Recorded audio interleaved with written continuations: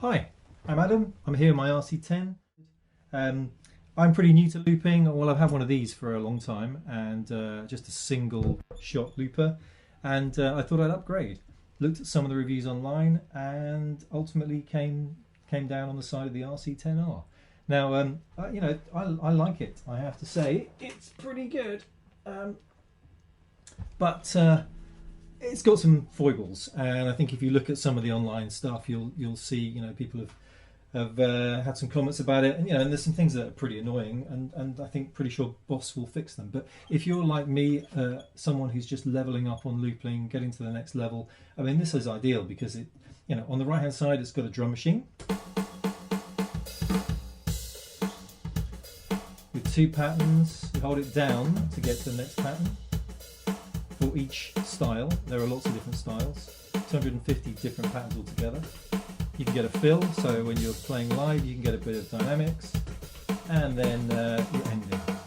Now, there isn't a lot of dynamics in the drum loops, and people have pointed out that you can't really change the kits except on the global setting.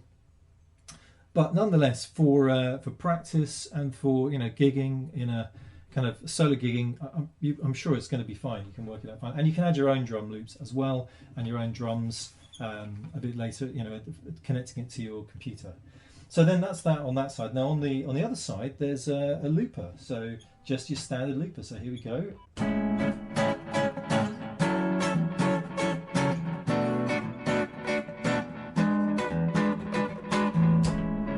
And just as long as you hit it on the one, you're back where you started. All works fine. You can add to the top of it. You can overdub as usual. So put a bit of roll off the bass, and here we go. 3, 4.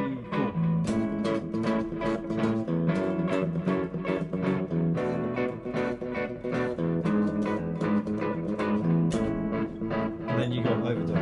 If you don't like it, press the button. It takes it off.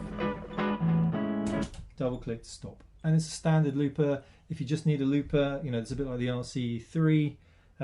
You can do one-shot looping.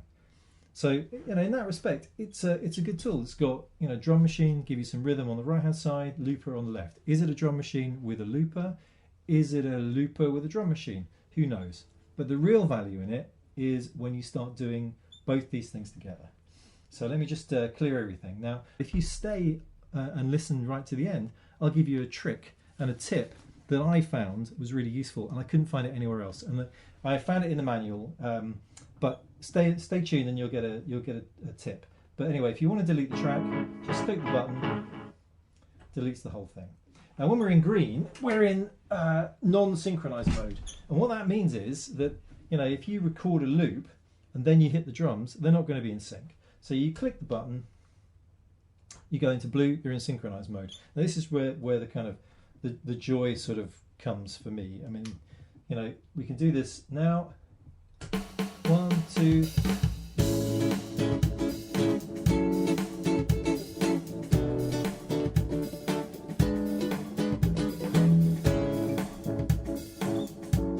There you go. The loop's playing. Now the great thing is, that's track 1. You can have a second track that's kind of complements that track. So you can do sort of songs A, B songs. And the way to do that is like this. So you have the first track playing. Whenever you want to, just hold that down.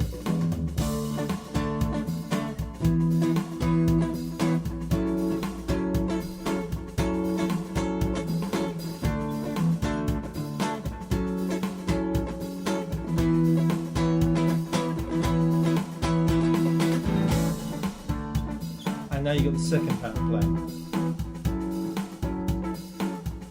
Here we go. When you want to go back to the first pattern, just hold it down,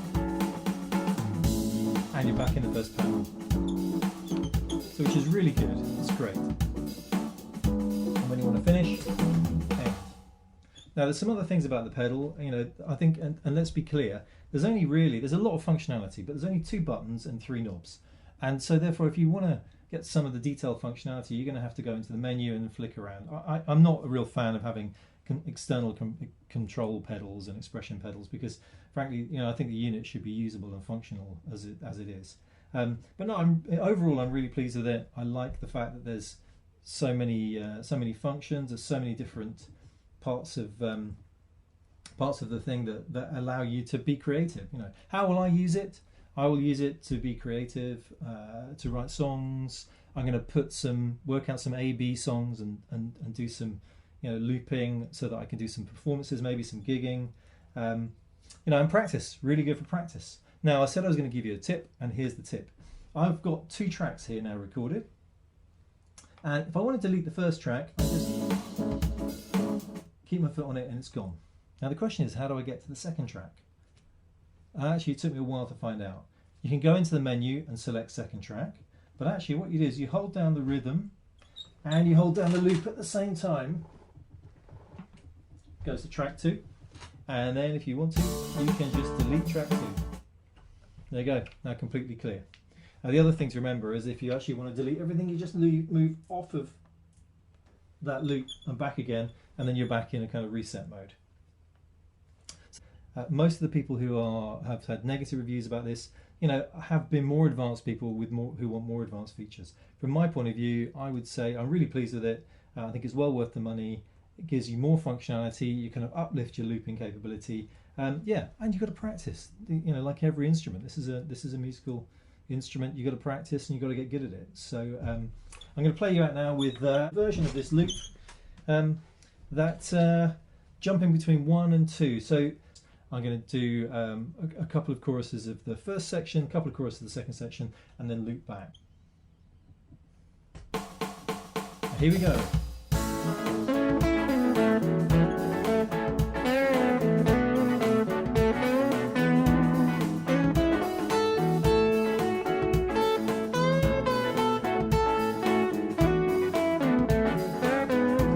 Now that's section 2.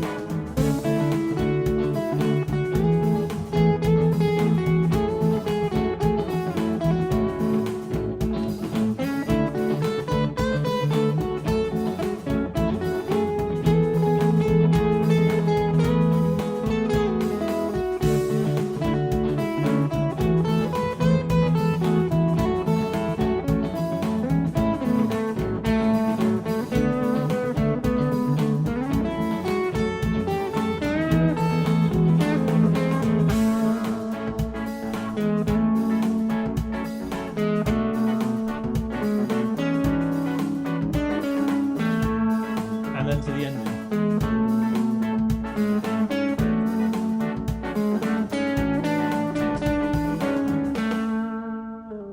Slightly disappointing ending there, but you see how that might work. You flip from one to the other, you can put a whole performance together. Thank you for listening. If you've enjoyed this, subscribe. I'll put some other kind of looping examples up as I get better at using the RC10r. And thank you very much for listening.